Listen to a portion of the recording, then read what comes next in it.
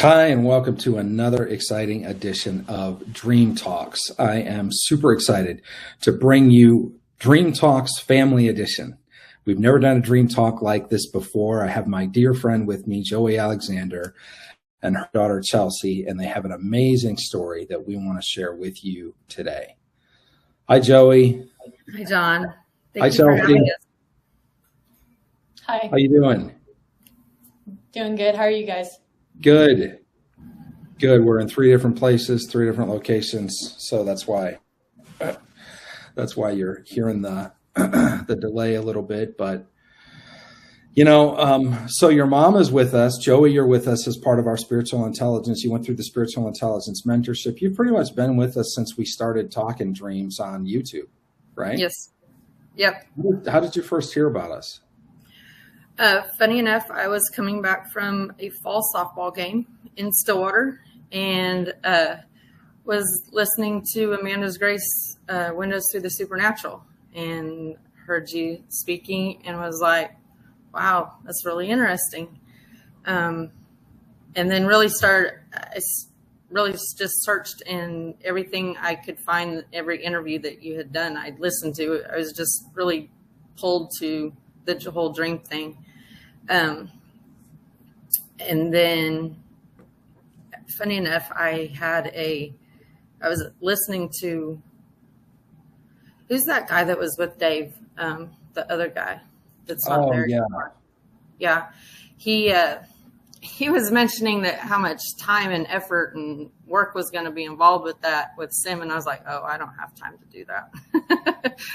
So, cause we were going through the dreams through the Bible, and you were opening up the first Sim registration. I was like, I don't have time to do that. It sounded really fun, but I don't have time. And we went to a game in Austin, Texas, and I had a dream, and I woke up, and the whole dream pointed to the fact that I had told God, send me and I'll go. And then I was backing out and broke my heart. And I said, okay, the next registration that opens, I will sign up. And here we are. Wow. I don't know if I knew that. I don't know if you knew that either. So you were in SIM.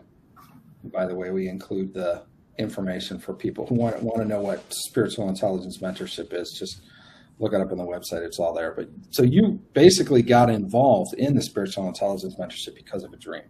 Yes. That's crazy. I did not know that. That's interesting. Do you remember the dream? Yes. So there was two parts to the dream. In the first part, Chelsea was she had gone for a hitting lesson with her coach, and her coach didn't show up, but the head coach for OU, Patty Gasso, was there. And she went ahead and took a hitting lesson from Patty.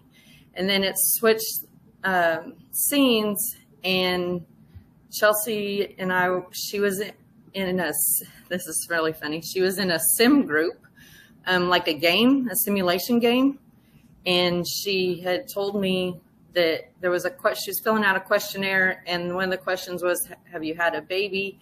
And she said, yes. And I said, no, it's just talking about in the game. And she said, no, in real life, I've had a baby. And it kind of freaked me out. And I was like, you didn't tell me you had a baby?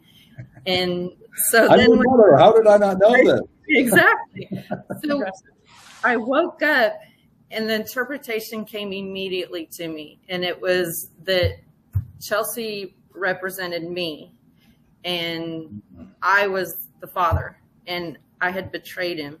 And it just it's all about the betrayal. And so, yeah. And then looking back, she was in a sim game, which is kind of funny, but so, that's how that came about. Wow. Well, that's awesome. That's kind of an awkward dream. It's one of those ones you wake up and you're glad to find out that it wasn't real. Yeah, exactly. I don't know if that's a secret I could pull off. Good luck with that. It's been done, but pull off. So you're kind of a celebrity, Chelsea. Hardly. I've seen you on ESPN. I see a lot of people on ESPN, though. So tell us about your distinguished figure skating career. Hey, if I was that talented, props to them. I don't know. I just hit a ball and run fast, so catch it when it comes to me. You stole home this last weekend, didn't you? I did. I mean, yeah, little things like that. That's what I love to do. So I love playing the game. Obviously, as pictures have showed, I'm a student athlete. I play softball at Oklahoma State University. I'm a fifth-year senior. I play outfield. I bat not for power. I'm more of a speed kid. So like you said, I always looking to score, and I happened to get an opportunity to steal home on Kansas in the Big 12 tournament. So saw an opportunity and took it. But yeah, I mean, it's a lot of fun. It's winding down to the last few days here. We got about, hopefully, if God allows, 3 weeks left of my softball career. So just trying to enjoy the moment and have fun. Wow. 3 weeks left of your softball career. That's what a moment you're in, though. So where are you guys at in the standings? So the bracket for postseason just came out on Sunday. It was our selection show, and we came out as the 7th overall seed. So we are hosting 3 other teams this weekend for regionals, and we match up with the Clemson regional. So if all goes as planned, we'll host supers as well since we're a top 8 team.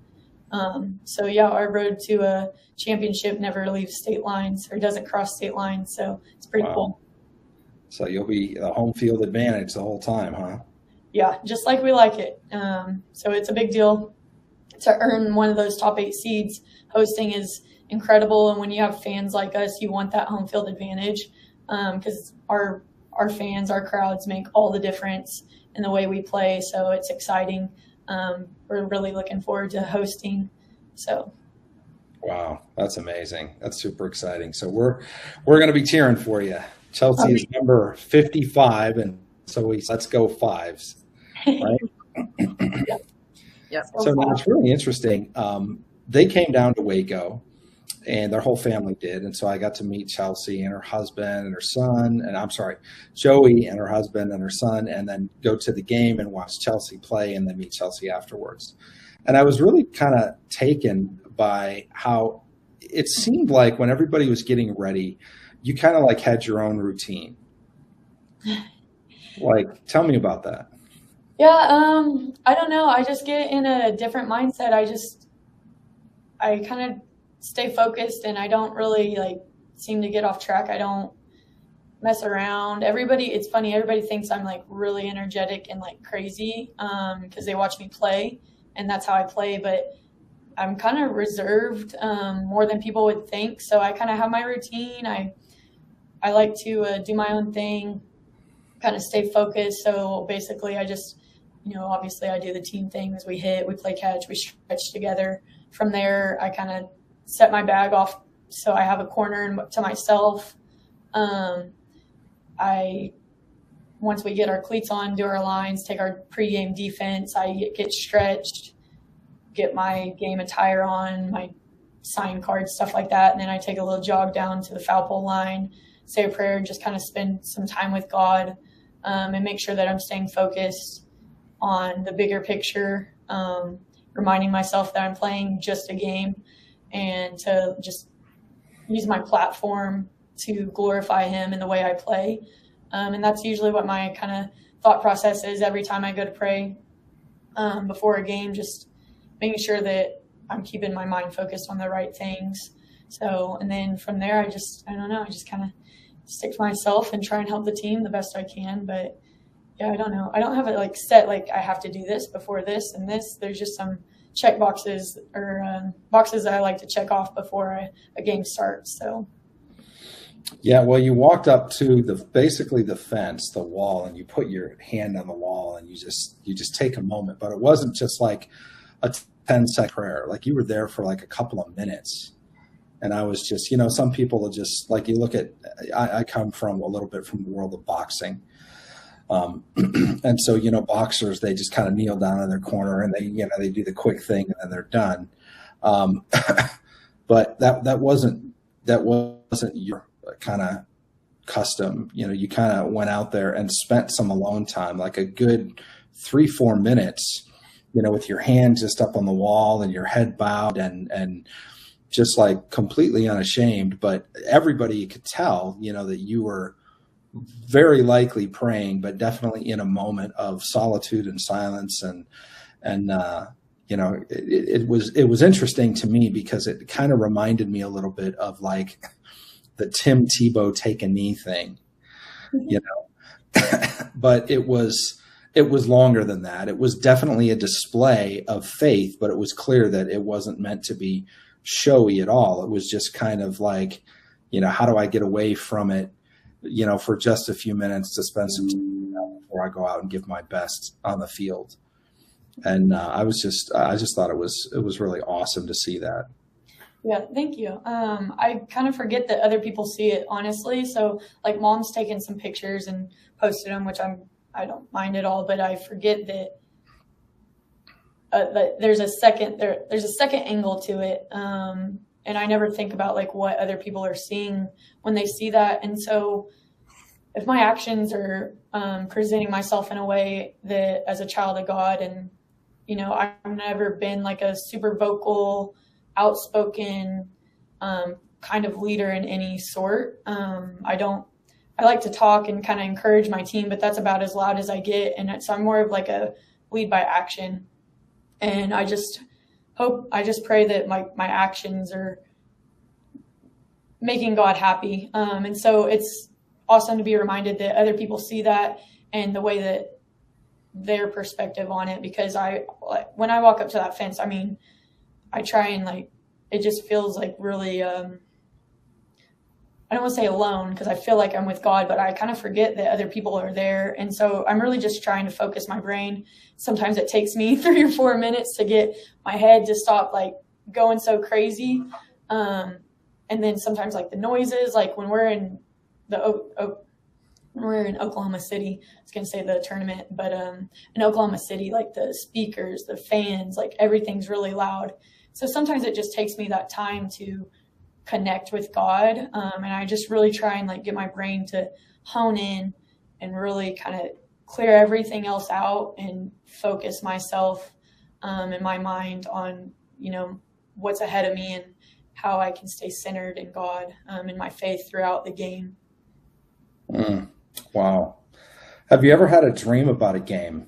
I'm trying to think. I'm sure at some point I have, but I really lately, I can't recall one. I've been remembering my dreams here for the last couple of weeks, but I'm trying to think. Most of my dreams, like that I tell Mom, I feel like I'm normally like back home in Dibble or something like that. I feel like a lot of my dreams come from like my childhood town. Mom honestly probably remembers my dreams better than I do, so she might have a better answer than I can't recall like thinking now. Well, I guess I had that one the other day that it was like a rain delayed game, kind of similar to our Texas series. We were in a tornado watch and our game got canceled, but we were like in uniform. And I kind of had a dream about that a few days after that, I think. So I guess I was technically out of game, but I don't normally play softball in my games. Wow. That's really interesting. It's interesting that I have dreams about softball all the time. Yeah. Yeah.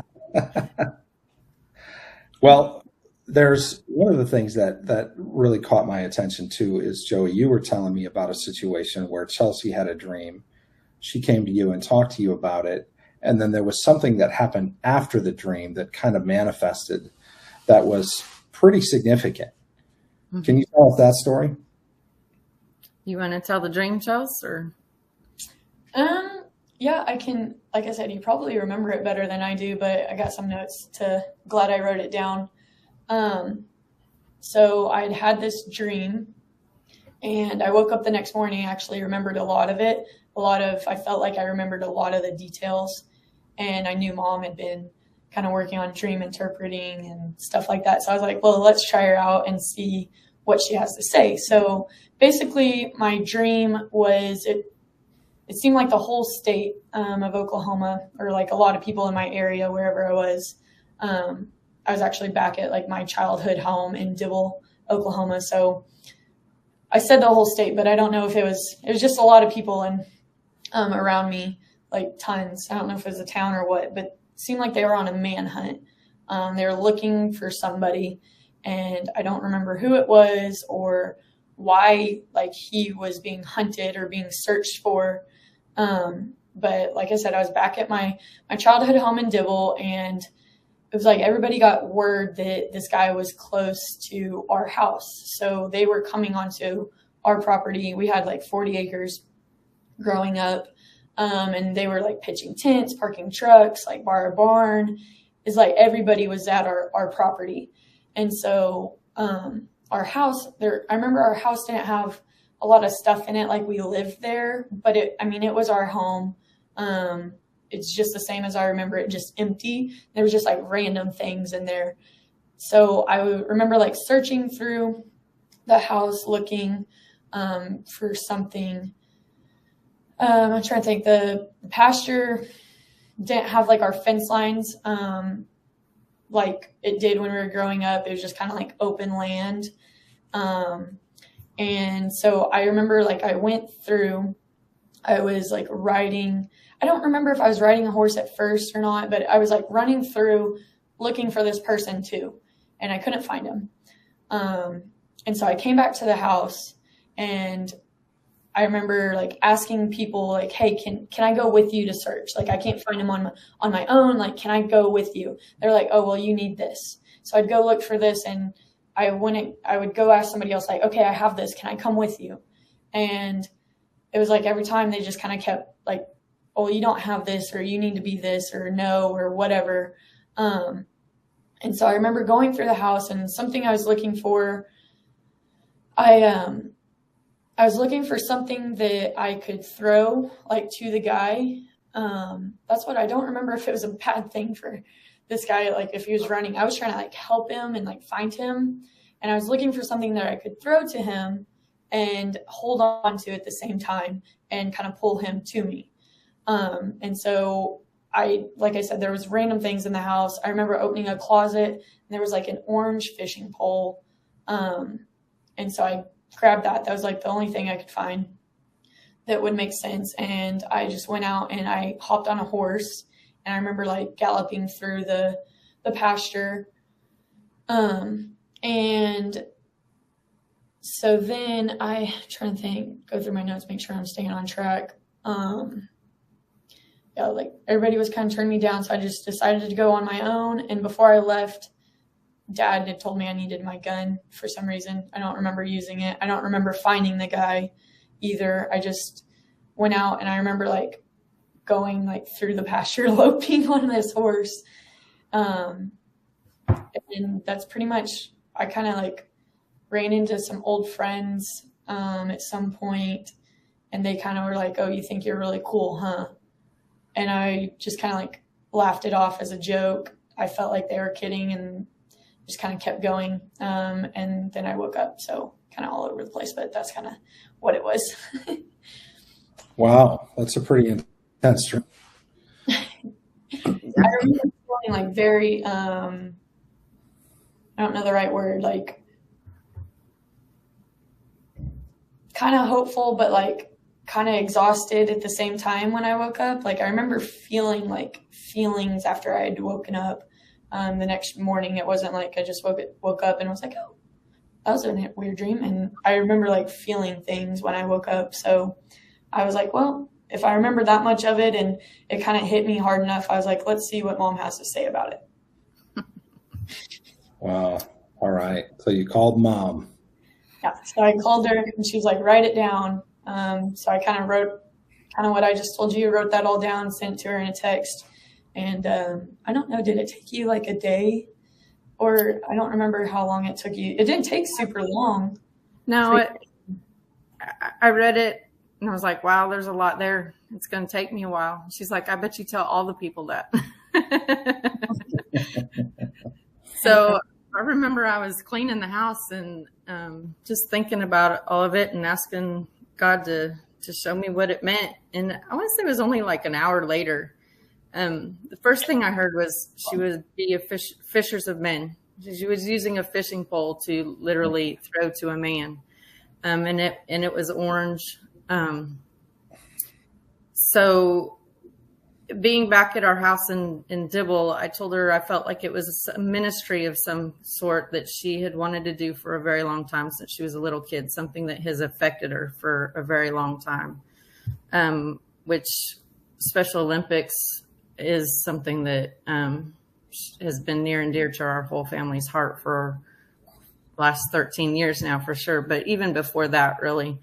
So that was the biggest takeaway, is that I felt that there was some ministry that she needed to pursue again, and that she was not to wait for trying to find somebody to help her do it, that she just needed to go out on her own and get it done. That was the main thing that I heard. So interesting. So what happened after that? When she told you that, what kind of stirred in your heart, Chelsea? Yeah, so she told me this, and I knew it didn't take like near as long as you thought it was going to, because I remember it's like I had the dream, I told her about it, and it wasn't very long after, like she said, maybe an hour later, she tells me kind of what she's like, well, maybe Special Olympics, which the fundraiser you've wanted to do, like stop waiting for people to help. And I think I was kind of using that as an excuse to not do it. And so, like I said, I'm in my final year as a student athlete at OSU. So I'll graduate in December, but my time here is dwindling. And we ended up calling it the Chili Cowboy. But this idea of a fundraiser for Special Olympics is something that I've wanted to do since I was a freshman. So in 2017. And I went to like our community, it's called SAC. It's like a student council in college for student athletes. It's kind of like the organization and what it is. And so I went to them freshman year and I was like, hey, I have this idea. And they were like, that's going to be a really big deal, like a really big task to achieve. And we just didn't have the resources, and no fault on their end. It was pre-COVID. We had a lot of activities on our plate. And they were like, I just don't think we have the time right now to do this. And I was like, okay. And then I kind of just let that be the answer to that for quite a while, for like 4 years. And so I just kind of let that, use that as an excuse, like, oh, that's going to be hard to do. I don't have the right people. I don't know enough people. I don't know what it was. I just didn't get it done and didn't have that push that I needed to. And so I think it was November last year. So kind of towards the end of the semester, I was like, man, I'm running out of time to do this if it's something that I really wanted to do. And so when Mom told me that, I was like, you're right. I've been thinking about Special Olympics a lot lately, and the fact that I never got that done. And it just, as soon as she told me, she's like, it sounds like you wanted to do something for a long time and you need to stop waiting for people to help you. And as soon as she told me that, I was like, Special Olympics. You didn't mention Special Olympics to me, because I remember I was like, I've been thinking about this like a lot in the last week leading up to that dream. It was on my mind, like really heavy. And so I started going to a Bible study last semester at the Shrums, which is Oklahoma State's president, Casey Shrum, Dr. Casey Shrum, and her husband, Darren, the first cowboy. So I'd been going to a Bible study at their house and kind of getting to know them, and just in a really good group of girls. It was like a women's Bible study. And so I think that that's kind of what started like weighing heavy on my heart, was just getting back in that routine of being with people, just that have kindness in their heart and want to do good and want to help people in whatever sort of way that is. And so I was talking to Darren one night, and he had mentioned that he got his degree in special education and just never really had done anything with it.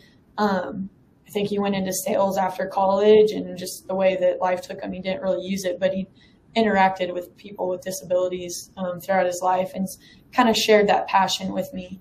And so when I learned that, I was like, that's like, why don't I talk to Darren about this? If it's going to be that big of a deal, we have the same intentions. We want to do good. We want to help people. And we kind of share this passion to help people with disabilities, especially. And so I just went to him, and he was like, I talked to my secretary 2 days ago about something similar to this. Wow. And I was like, he's like, so let's talk to her. And then so his secretary and I, we just kind of took it and ran and kind of took both of our ideas, and it turned into what it was. And we ended up raising like $33,000 when we had a goal of $10,000. And so basically what we did was to incentivize people to donate. We used the athletics family, our staff, our coaches here, our athletes. We basically just put incentive levels, like once you raise this much money, the student athletes on the softball team will jump. Once we raise this much money, and we did it like team by team. We paired teams together. And so basically it was like us and the equestrian team. And once we hit $500, the athletes would jump. Once we hit 1,000, our coaches would jump with us. And then we had goals for overall, like the big pot. Once we hit $5,000, Dr. Schrum and Chad would jump. Chad's our athletic director. And it was like Gundy and Boynton and Dr. Schrum at 10,000. And we just kind of like put these big names in a place where people know those names and they want to help our community at OSU. The alumni, the people in Stillwater, they're incredible, and they want to give back in any way they can. So I knew that $10,000 was an easy goal for us for the first year. I knew they'd back us in what we were doing, but to see it exceed expectations like it did. And we kept all of those donations for local Stillwater athletes. So we went through Special Olympics, and I kind of talked to them, and partnering with them, I was like, I want to keep it local. And so they were like, well, when you set up a polar plunge, normally 50% goes to your local area and 50% goes to the state area. Well, state Special Olympics, like it just happened, is held in Stillwater on campus and at the Stillwater High School, all in Stillwater. It's awesome, awesome event. And so he's like, to loophole basically that state level, we'll keep it for the state games. And so everything that we raised directly helped athletes here in Stillwater. And so that was kind of our goal. And it was really cool. I'm kind of rambling. I love talking about it. It was just neat to see what we could pull off in such a short time. And God kind of gave me that push to get it done, and had placed the right people. The Shrums, I couldn't have done it without them.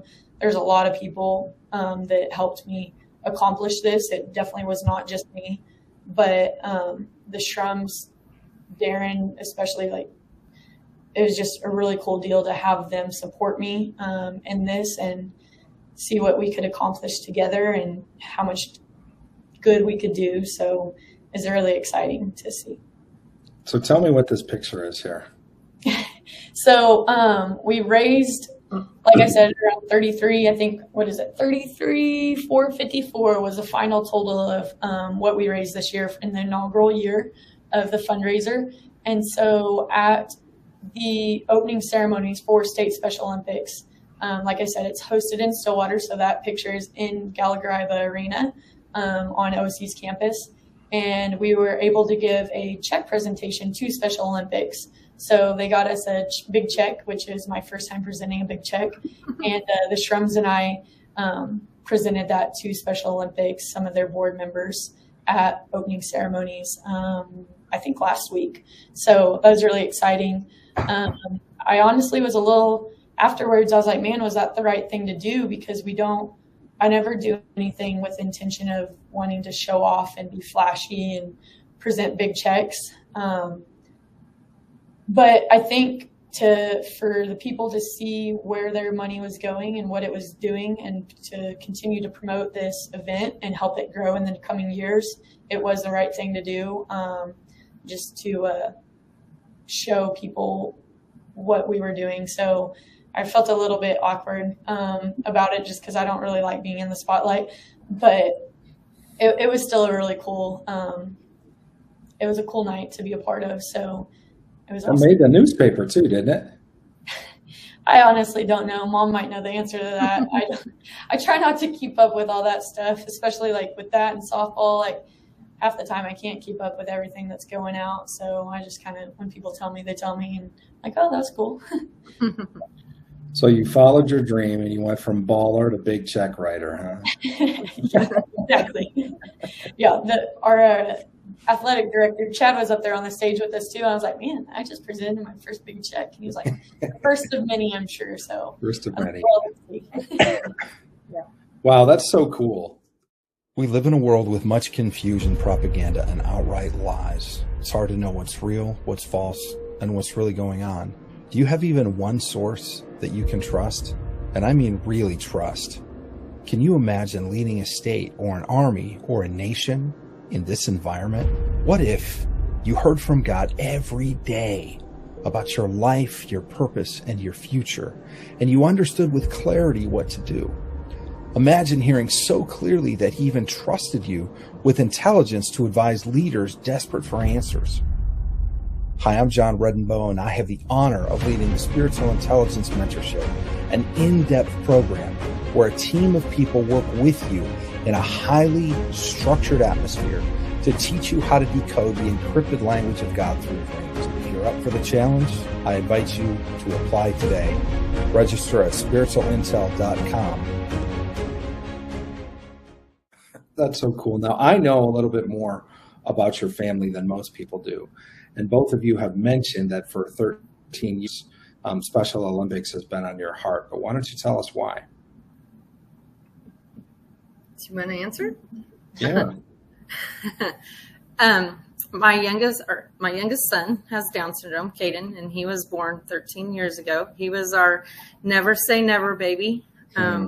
Sometimes you think you're done and God says, no, I'm going to send an angel to come live with you. So it'll be 13 years ago next week, Wednesday. Next Wednesday is his birthday. It's 13th birthday.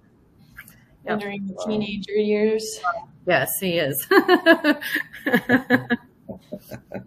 Going on strong. He's amazing. I love just spending time with him. You know, we had lunch, brunch, whatever it was, and of course hung out at the game and stuff. And you know, what was really kind of a highlight moment for me, which was early on in getting to know you, Joey, was a dream that I interpreted. I think it was on Live Dreams. Yes. And it was about him. Yes. Do you remember that dream? Yes.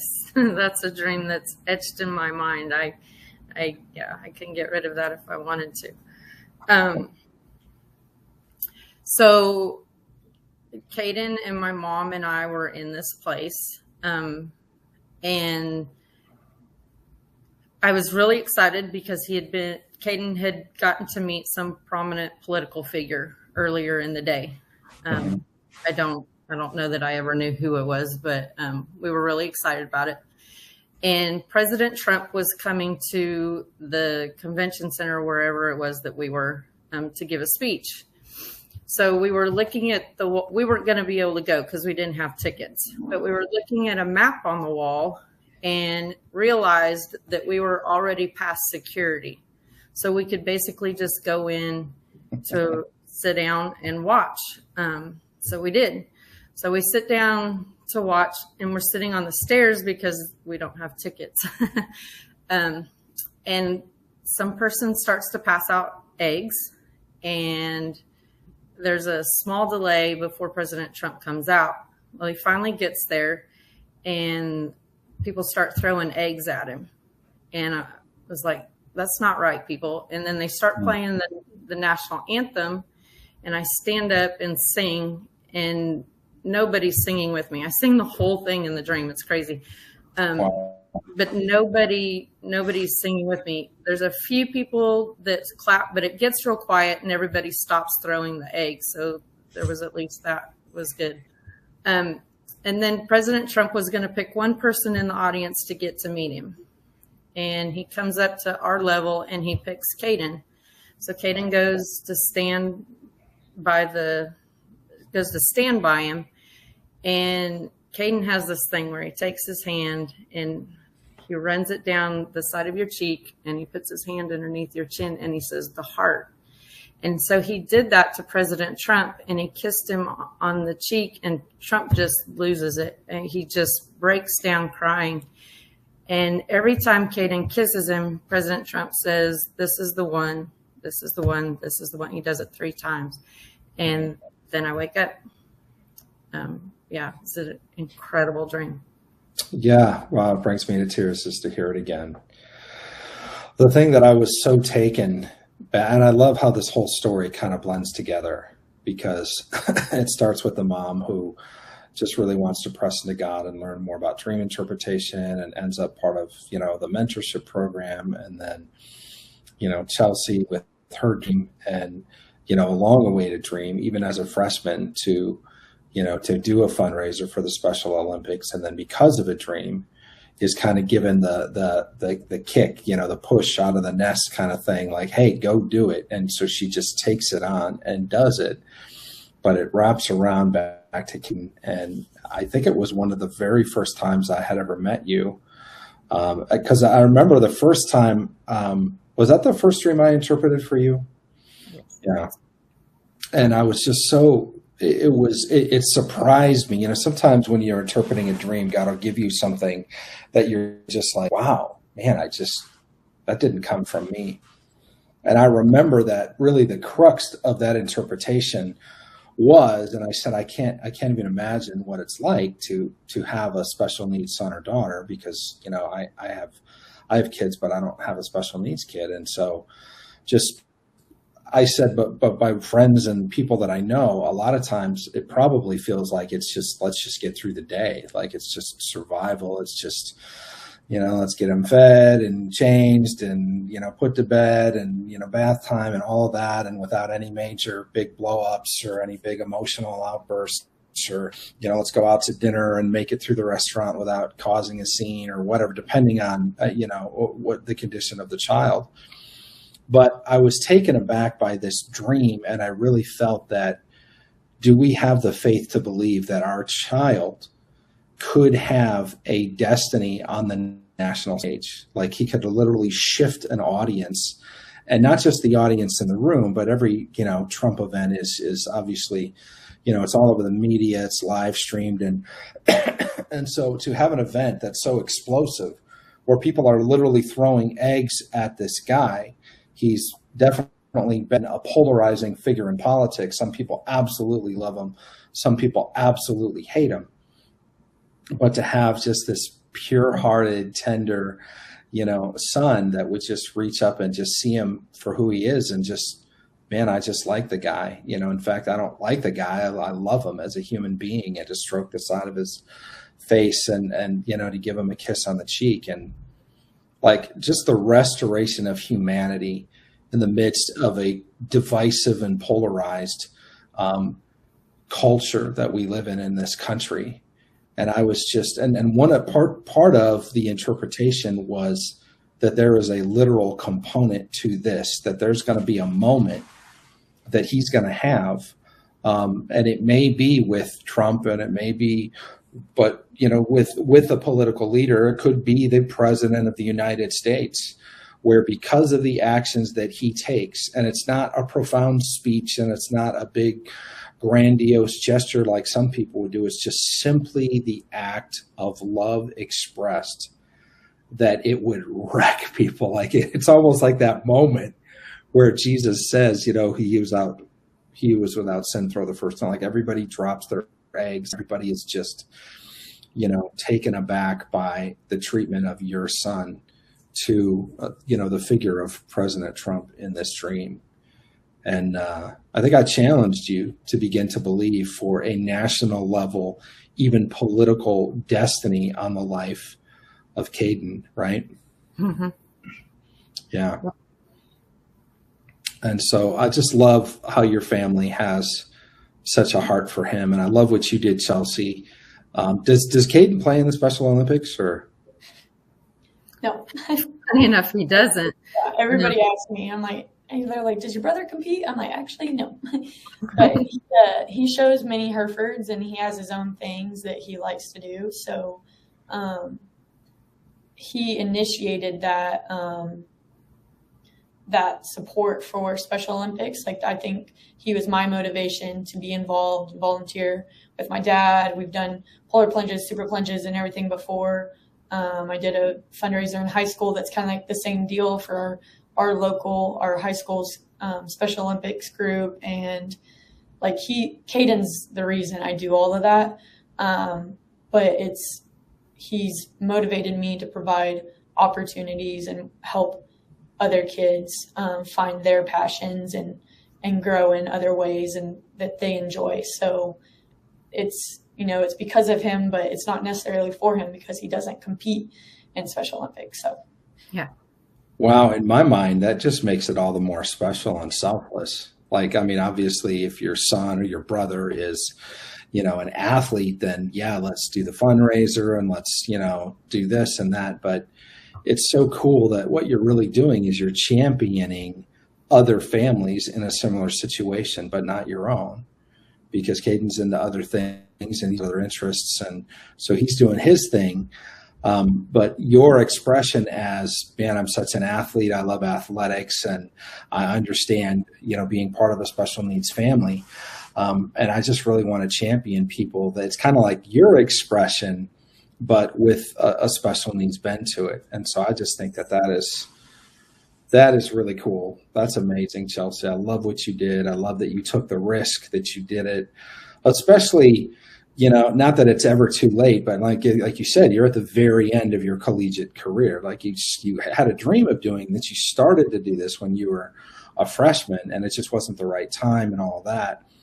And then this dream just kind of brought it back to the forefront. And then not only the dream, but the divine appointment with being at the Bible study and talking to, what did you call him? The first cowboy. Yeah.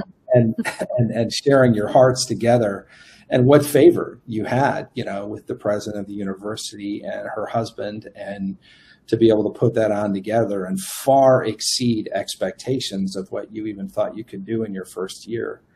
I think that's just what an amazing story. Thank you. Yeah, it was incredible to be a part of. So the timing was God's timing, and his timing's perfect. So, yep, absolutely. You never know when you lay your head on a pillow at night where it's going to take you and what you're going to end up doing. And, the places you'll go. Oh yeah, the places you'll go. I love this. So now who's in this picture? So that's Caden, me, and Darren Shrum, and then some of the participants and media members in the background. That's the day of the event. So the fundraiser was like people pay money or donate money to see some of the names I mentioned: Coach Boynton, Coach Gundy, Casey Shrum, Darren, various coaches, various athletes at Oklahoma State. Jump in freezing cold water. So it's kind of like a play on Special Olympics polar plunge. It's not a new idea. It's a fundraiser that they do across the states. I'm pretty sure other places do it. I know we have several different polar plunges throughout the state of Oklahoma. So basically it's a polar plunge for Oklahoma State athletics members. So it's kind of our personal one. And I knew with the people and the support that OSU Athletics has, that it was a good platform that we could connect with OSU fans and alumni and community members in a way that even if they didn't have a relationship with Special Olympics or people with disabilities, that I like OSU, I know Coach Gundy, and I'd love to see him jump in cold water. And so it's kind of taking those two and combining the love for sports and OSU athletics with the love for Special Olympics. And I kind of took it as like athletes giving back to athletes. Like you said, like I'm an athlete. I love competing. I love seeing the opportunities that Special Olympics provides and seeing those other kids compete, or it's not just kids, those other athletes compete in what they do and the look on their face when they win and get medals and ribbons and just have a blast. And so it was just really cool to be able to take two of the things that I love and put them together. So, and the weather was actually really cold that day. It ended up being not. Made it all the more legit, didn't it? Yeah, we did not get let off the hook. It was definitely freezing. So we just took a jump in, or we actually sat in a dunk tank, and Caden and some of the other, we have a football coach with that has a kid with Down syndrome. My old academic advisor has a boy with Down syndrome. I think the Fitch's, I think he has, autism. So a few different, kids around, or athletes in the community, they were able to hit the dunk tank, hit the button, and send us in. So like I sat up there and Caden hit it, and I fell in the water. So it was really cool to involve them in the actual event as well. Wow. That's amazing. What a special time for your family and for the university. And I just love that they did that they surrounded you and you guys did that together. That's a really, really cool story. So I don't know that we'll know the impact that following this one simple dream had. The dollars go to supporting families and athletes that can go compete. What is that? Does that pay for like registration, or does it help them in their training, or what? Yeah, I'm not sure exactly how Special Olympics uses the money. I know that they buy equipment, different things that they need. I think they would help with registrations. I need to get a better grasp on how that money directly impacts athletes. But I know that it goes back to the Special Olympics Oklahoma organization, and they disperse it in areas that they see needed. So for state Special Olympics, like that 50% that goes to the state level, it comes back to Stillwater, just I'm sure like all of the stuff they put on at opening ceremonies and stuff like that. So it directly impacts athletes, but I do need to get a better grasp on in what ways exactly that happens. Well, that's really cool. I just love that. I'm sure that there are some special needs kids out there who've had a dream to want to compete in athletics, that because of the efforts of you and your university are going to have the opportunity to do it right there on your home turf locally. So I think that's just amazing. Absolutely. Wow. So what's next for you? Practice is at 1:30. Immediately next. Yeah. So after you win the World Series, then what happens? Yeah, so all, like I said, 3 weeks. Hopefully we're walking away with a national championship. That's kind of where my focus is set right now, is just finishing out this last little bit of my softball career, enjoying the moments that I'm in. And then I finish up school. I'm getting my master's in business administration right now with a concentration in entrepreneurship. I'll graduate in December this year. I'll get married hopefully this time next year. And between all that, I have no idea where my life is heading. I have no plans on a job. Mom wants me to take that dream class, so I might do that this summer. That would be a pleasure to have you as part of the Spiritual Intelligence Mentorship. I would love that. Well, thank you. My mom said she got me registered, so you're in. Yeah, so I guess I'm in, and we'll see how that goes. See where it takes me. Wow, that's awesome. That's amazing. So you're engaged? I am engaged. I got engaged in December last year, so right around. Congratulations. Thank you. So yeah. So you're about a year out, you think, from the wedding, and by then school and all of that stuff will be behind you. And yep. Wow. Yep. Whole new season of life, huh? Yeah, starting the next chapter out with a bang. Wow. So we'll see how it goes. Yeah, he keeps telling me I need to find an internship or something, and when I find it, it will come to me. I'm just letting life come to me, letting God take me where He needs me to go. So we'll see where that is. Well, if you like the spiritual intelligence sector, we have an internship after SIM. So, right. We love that, and I love how professional you are and well-spoken you are, and I could see you doing executive level briefings for top leaders in a nation easily. So that would be it'd be interesting to see how you fit into all that. Thank you. So we'll see how it works out. Yeah. So have either of you had any more dreams lately? Any significant dreams? Anything that you want to share that we can talk about, or we can unpack here in the last 7 or 8 minutes? Mom, have you had any? I know I told you about that one the other day, but you might have some more interesting ones. Not recently. I had a dream. Actually, I had 2 dreams, which were kind of interesting. It's probably about 4 or 5 months ago. I had a dream that I don't remember much about, other than it was about Morgan Day, which is one of the pitchers on the softball team. And then 2 days later, I had another dream that our pitcher, we went to a softball game and the pitcher got hurt, which Miranda Ellis, our other pitcher, got hurt in the Texas series. And Morgan Day has really stepped up and taken her spot in the lineup. So, not the lineup, but in the pitching rotation. So that was kind of interesting. But Chelsea, tell me about the dream you had the other day, because I haven't had a chance to look at it. Okay, so I was back in Dibble. Like I said, a lot of my dreams, I feel like a lot of the ones I remember, I'm back in my childhood town. So it's kind of all over the place. We were in Dibble, and I was moving into a house that, if you think of a square house with the center cut out, like the center is outside. So it's kind of like a house of hallways or a house of rooms, and just like a full square. I don't know why I remember that, but that is, the house was just kind of like cut out. It's kind of strange. I don't know what the house was. It reminded me of my old friends.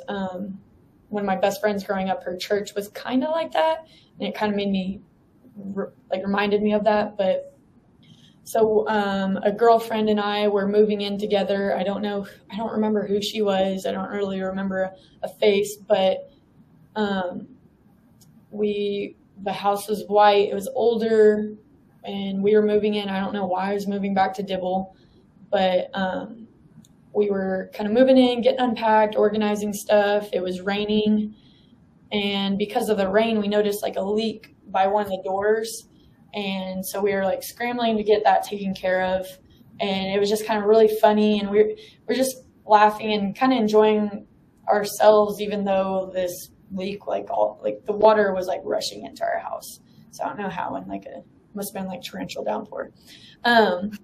But I remember we weren't like stressed about it. We were kind of laughing it off and figuring stuff out. And I think that was kind of through the night that we were working on that. And we woke up like the next morning. I think there's kind of something else that happened, but I can't really remember. Going off my notes, I made hopefully good notes on my dream when I woke up.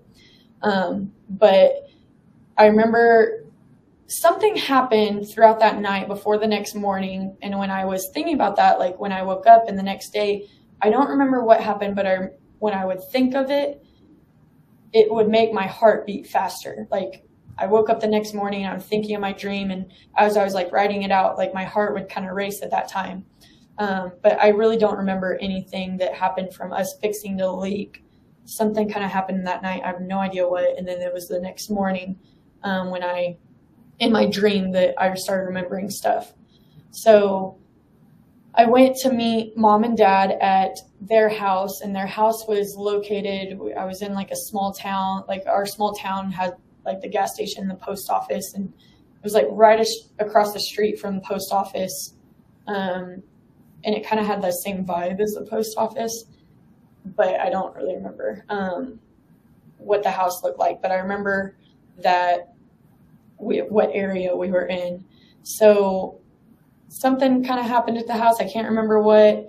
And then we went to leave. I was with Mom and Dad, and I guess we're meeting my older brother, Chance, at like a dealership. And there's not a dealership in Dibble, so I don't know where we went exactly, but we weren't too far. We're going to get him a new car. It was still raining that morning, and we drove to the dealership, but I don't remember seeing a lot of cars or anything. But when we got out, Mom remembered that she left something that we needed at the house, like a piece of paper. And I don't remember like what it was exactly, but she was just like distraught, like, I'm sorry, like I know I'm a screw up, like I messed up. And Dad was kind of mad. Dad was mad at her, and she's like, I don't need to hear it, like I already know, and just was like really hard on herself, just beating herself up. And so they were kind of getting into like a dispute, an argument. And mom was just kind of crying and stressed out and stuff. And so I just took off back to the house, and I was go to take off because it was raining. I drive back to the house and I go to run into the inside of the house, and I like run into two people, and I have no idea who they were. I don't remember their face or anything.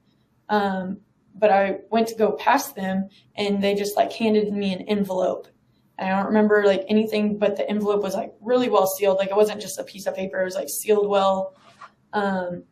And they just handed it to me, and I kind of looked at them and grabbed it and took off back to the dealership. And I went to go give it to mom. And they were still kind of mad. Mom was still beating herself up. And then I went to talk to her, and she's like, no, I know, and just wasn't wanting to hear me. And I was like, no, like here. And she just broke down and cried. Like I had her shoulders. I don't know if you can see me. I had her shoulders, and I was like, no, I got you. And I handed it, had her by the shoulders, and I handed her the paper. I was like, I got you. I got you. And she just broke down in relief and was crying. And I was really firm with her, but I was I got you, and trying to get her to relax. And I hugged her, and we were in the rain, and yeah, I woke up. So that was the last dream that I remember and that I told mom about. She hasn't gotten back to me with that one, so I guess there was more to it. Well, well, first I'll start with you, Chelsea. Do you have any thoughts on what you feel the dream means? Yeah, she asked me the same thing. I don't know. That one didn't hit me.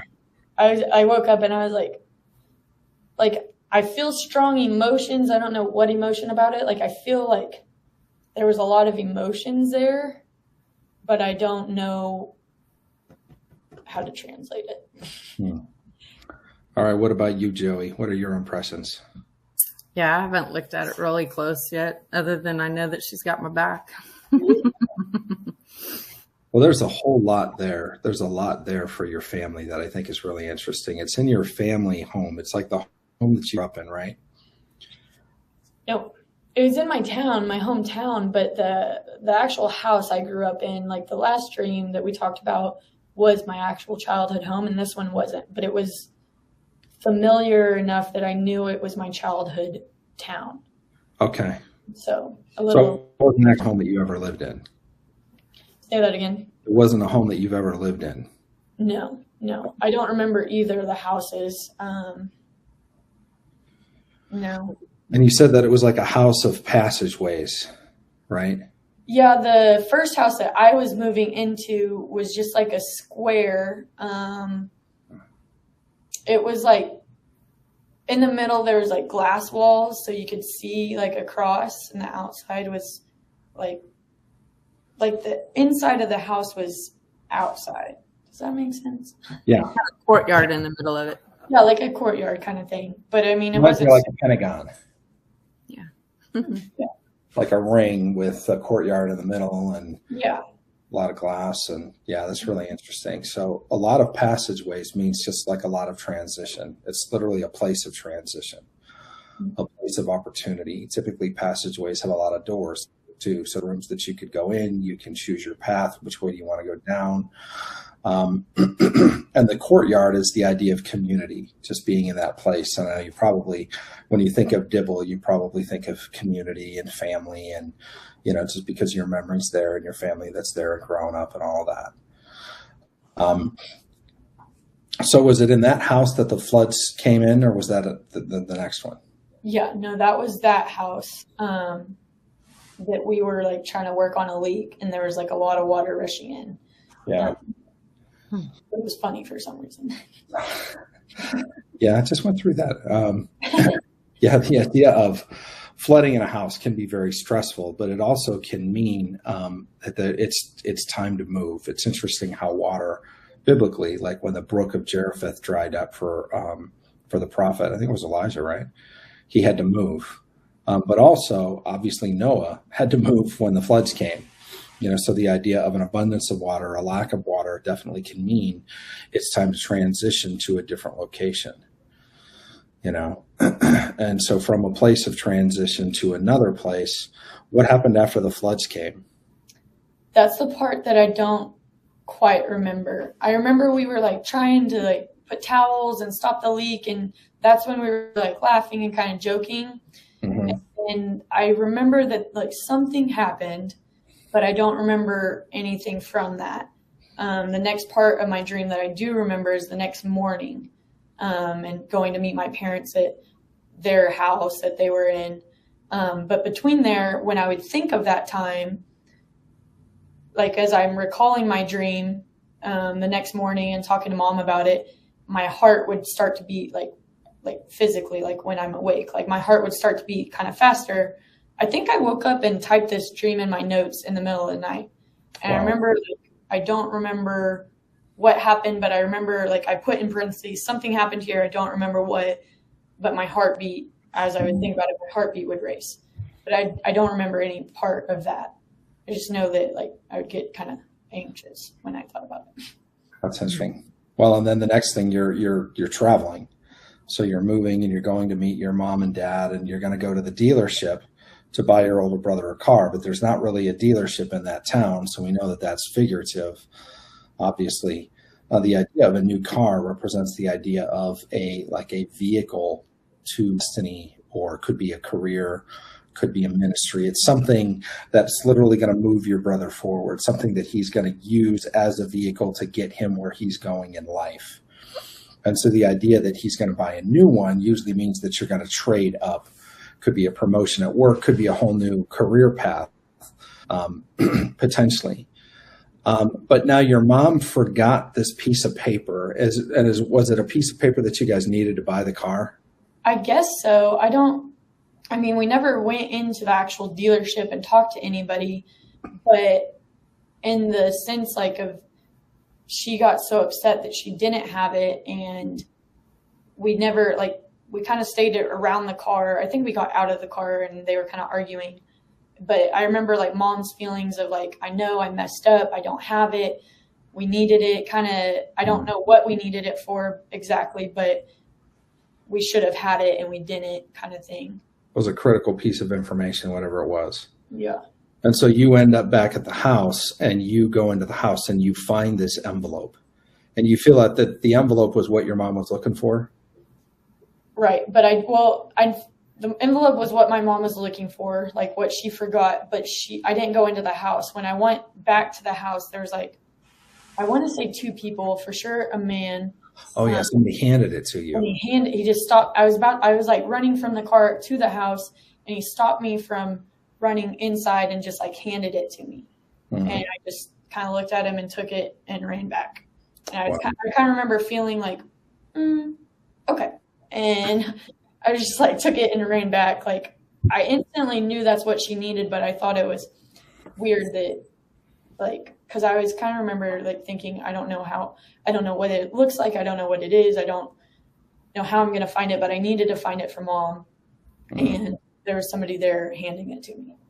Wow. This is a really cool dream. You know, I feel like this dream is announcing or trumpeting in your life is a massive ability to create wealth. Say that again. I feel like this dream is talking to you about an ability that you have to create wealth. If somebody has a need, but you don't know what it is, how can you help? Well, typically money is like a great equalizer. You know, and again, I think about you writing big checks. Even that part of your journey that we just talked about was like prophetic into where you're going. Like you were literally presenting families with what they needed. And it's funny because when I said, well, how does that work? Do they sponsor the athletes? Or do they buy equipment? You really didn't know. You just knew there was a need. And so you were the person to come in and to provide the check. But it's interesting that the money wasn't yours, but you facilitated, or you set up almost like the brokerage, so almost like a fund, like a hedge fund or something like that. You set up a fundraiser, literally to be able to provide the resources. So other people handed you what you could then give to somebody else that had need to buy or purchase a vehicle of destiny to move them and their families forward. And so this is literally like a continuation of what actually happened physically in the real world with the other dream that you had, and then how you moved forward with the Special Olympics fundraiser project. And so there's transitions, there's, like you said, and it's kind of like your life in December after you graduate, after softball's over, after college is over. You got a wedding coming up next year, but after that, like, the whole world is your oyster. Like, you could literally go in you can move anywhere, you can do anything. You're going to have a master's, in entrepreneurship, an MBA. So literally you could do everything from move to Hollywood to move to Wall Street, or anything in between, and so you'll have these set of skills, and these skills of coordinating and creating opportunities and launching things and everything that goes along with an MBA, but also with a focus on entrepreneurship. I think it's just absolutely fascinating. So when then you have a brother that wants to launch, he needs a new vehicle to destiny, but mom holds a paper. There's a paper in the house somewhere, which means the house can represent the family. Like the House of Alexander, right? Could be your whole family line. And so there's something in the house that your brother has need of, that your mom fills the need. Like, I forgot it. I got to go get it. It's my responsibility. And there's this big thing that happened, and you end up running into the house, and somebody walks out and just hands you what you need. But it's not really what you need. It's what your mom needs. But it's not really what your mom needs. It's what your brother needs. So it literally affects the whole family. So what you do is you're just the catalyst that can go out and find what people need. Just like you can say, I got an idea, let's do this fundraiser, have a conversation. Next thing you know, you're handing a $33,000 check to a group of special needs families in order to put on the Special Olympics in your area. And so I feel like God is saying you're going to be in that position a lot. And just like the first cowboy said, first of many, this dream confirms that calling on your life, that you're going to be a person that you could literally go in any direction. You have a bunch of opportunities. When the flood comes in, you're going to want to go be with family. And as you go to be with family and there's a need, you're going to be the one that finds and fills the need.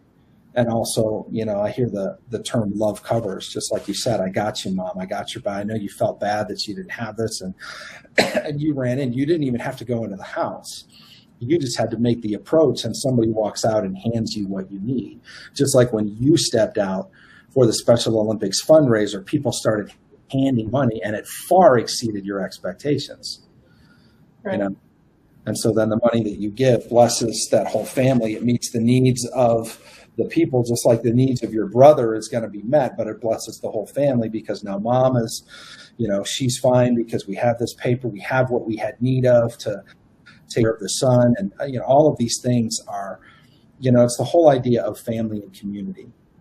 It's the whole idea of building and launching things, bringing resources, bringing paper. Paper can represent titles, deeds, knowledge, IP, all kinds of things paper can represent. And the idea that we need something in order to purchase a vehicle to destiny to move forward. And you think of every startup business, there's a list of things that they have need of in order to do that. This is a fascinating dream. I love it. Cool. Yeah, you did really good. I mean, everything you said, I'm like, yeah, I can see that. So, I mean, I think that's pretty incredible and cool to hear that, how God continues to work in all of our lives. Yeah, I love how this, again, is like a continuation of what's actually already happened. It's not like it's the first time that you've heard this. This is something you've already done because of a dream. You already stepped out, and really the fullness of this dream was manifested in what you've already accomplished. But this is new. This is since then. This is post fundraiser. So God is saying there's much, much more for you in the area. And it was an area that you just did naturally. All you did was to say, hey, here's something I'm passionate about. And the next thing you know, like you said, you're writing big checks. Yeah. I'm interested. I put the date. Hang on, let me look at the date. I put the date of that dream, and it was on May 11th. So May 11th would have been a week ago. And that was the night after the ceremony, the check presentation ceremony. Wow. Right after God was saying, Hold time on. for something new. May 11th, huh? Wow. That's fascinating. Pretty interesting. So a lot of times when we talk about this in the internship, God does something really cool with dates. He gives what we call an Ottendorf cipher. If you've ever watched National Treasure, turn over the back of the Declaration of Independence, there's a whole series of numbers, and there are 3 number combinations, like 5, 11, 22, you know. And so a lot of times God will use scripture as an Ottendorf cipher, what's called a book cipher. So what you do is, in certain cases, and as soon as you said there's the date, before I knew what the date was, I felt that we were supposed to do this. We would look up the 5th book of the Bible, Genesis, Exodus, Leviticus, Numbers, Deuteronomy. So Deuteronomy, which would be 5, chapter 11, starting in verse 20 to 22. And here's what it says. It says, write them on the door frames of your houses and on your gates, so that your days and the days of your children may be many in the land the Lord swore to give you and your ancestors, as many as the days that the heavens are above the earth. If you carefully observe all these commands I am giving you to follow of the Lord your God, to walk in obedience to him and to hold fast to him. So it's absolutely fascinating that it's talking about the door frames of houses, which is the dream. You know, it's interesting that your house was a weird house in the dream. Mm-hmm. So it was a weird structure. It was framed and designed differently. And your gates and the days of your children and your ancestors. I think that's really cool, because there's so much about houses and family that's in that verse. And I would suggest look that up, meditate on it to see what it means to you, but even read your dream, look at that again. But it's absolutely fascinating that, you know, you can't make this stuff up. Like, your dream was about family and houses in particular, you know, and meeting the needs of those people in those situations. And that's what this verse is about. And so I think God is putting an exclamation point on the fact that this dream, you know, decoding this dream, that it has significance, and not only significance, but like it says, when it talks about eternity, you know, it has eternal significance. Like, God gave you a message specifically for you that has to do with the destiny of your family and your ancestors. And he punctuated it with a secret code in there that sends us to a scripture verse that says exactly that. Yeah, I don't even know what to say. That's pretty cool. Wow, I love that. Wow, this is such a rich time. Thank you guys so much for this interview, and just for spending time with us. Our Dream Life Decoded and our Spiritual Intelligence family, they just love Dream Talks, because we get to learn more about people and learn more about families and hear the stories of how God begins to unpack through the dream language and through spiritual intelligence really cool things in life. And so what a pleasure to have you guys on, and super excited to see you guys go on to win the championship. We're going to be cheering for you in the next 3 weeks, and God be with you and your team, and excited to see what happens for your whole family next. Thank you. Thanks for having us. It's really cool to share. So I'm excited to see where the future holds. Yeah, love to have you and Sim too. So, all right, I won't forget that. All right, cool. Well, thanks again, guys. We'll talk to you soon. Thank you, John. Bye. All right. Bye-bye. So cool. So cool. This is our first ever family edition of Dream Talks, and what we're going to have to do that more often. I just love it when you can see the hand of God, not just on one person or several people, but on an entire family. And so what a wonderful story.